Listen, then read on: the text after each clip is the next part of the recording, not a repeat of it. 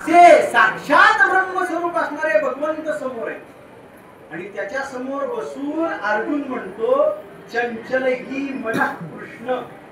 बघा, ज्याच्या स्वरूपाच्या ठिकाणी मन स्थिर होतं त्याच्या समोर बसून जर समजा अर्जुन महाराज म्हणत असतील देवा मन चंचल आहे, तर कसं आपल्यासारख्या सामान्य माणसाचं मन स्थिर राहावं, चित्त स्थिर राहावं, म्हणून चित्तवृत्ती निरोध हा या एका सूत्राच्या माध्यमातून आपल्याला योग करता येईल का?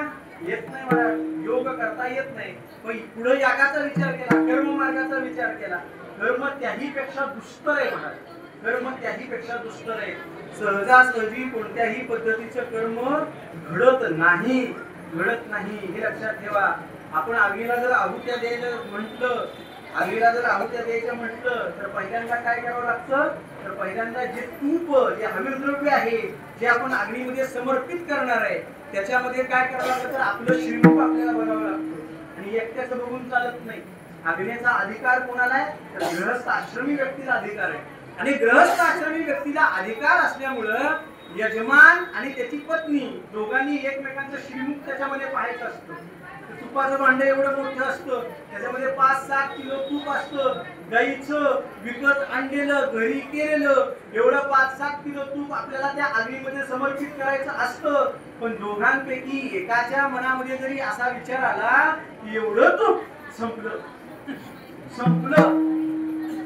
एकही आहुती अग्निनारायण स्वीकारत नाही, एकही आहुती स्वीकारत नाही.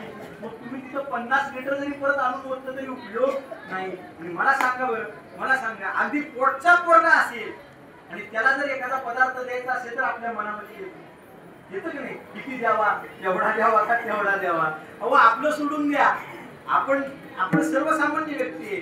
भगवान गोपाल कृष्ण लहान होते, आमच्या यशोदा मातेने लोणी काढलं, भगवंत म्हणले लोणी मला दे. जिच्या घरी 1 कोट गायी दुभत्या होत्या अशा असणाऱ्या यशोदेच्या अंतःकरणामध्ये हा प्रश्न निर्माण झाला, किती द्यावं? बरोबर का?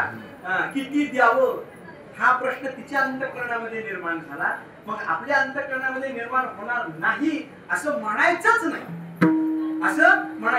एकही आहुती अग्नी भगवंत स्वीकारत नाही, अग्नी नारायण स्वीकारत नाही. जे कर्म केले ते सगळं कर्म काय झालं? निष्फळ. त्याचा कोणत्याही पद्धतीचा परिणाम तुमच्या जीवनावर होणार नाही. एवढं दुस्तर कर्म आहे मला, एवढं दुस्तर कर्म आहे. सांगितलं जातं ज्यावेळेस आचमन केलं जातं, ते आचमन करत असताना 1 तुरीचा दाळा भिडेल एवढेच पद्धतीचं पाणी त्याच्यामध्ये पाहिजे. त्याच्यापेक्षा जर जास्त पाणी असेल तर मद्यपानाचा दोष आहे आणि कमी पाणी जर असेल तर पितरांना त्या दिवशी तर्पण न केल्याचा दोष आहे. मग सांगा, संध्या करावी का न करावी? करावी का न करावी हा प्रश्न आहे. एवढं कर्म दुष्कर आहे. सहजासहजी कर्म करता येत नाही, याग करता येत नाही.